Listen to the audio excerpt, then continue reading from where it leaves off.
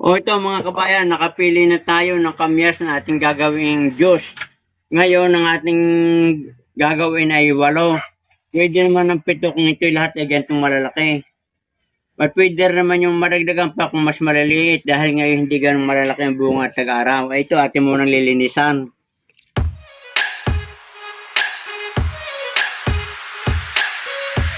Ito yung mga sangkap sa paggawa ng kamyas juice. Tubig, asukal na brown o kahit white o anong klaseng kulay, kamyas 200 grams at kaunting asin. Atin ang i-blend itong kalamyas.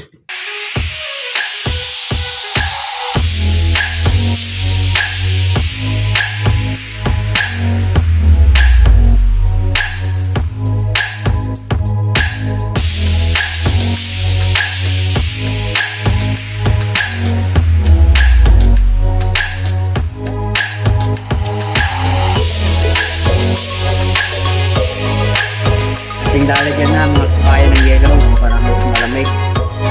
Ito na mga kabayan ang finished product ng ating kamyas juice. Napakaganda ng kulay. Ito ginamit nating asukal ay yung kulay brown. Kaya ang gandang tingnan. Tsaka napaka sarap at ito ay sagana sa vitamin C, anti-inflammation, nakakatulong sa magandang sirkulasyon ng ating dugo at ito ay maraming tulong sa ating katawan. Mga kabayan, atin ang titikman ng ating kamyas juice.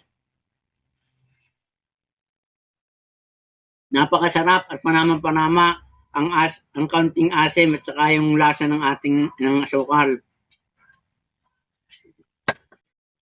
Lalo na kung sobrang lamig, napakasarap mga kabayan.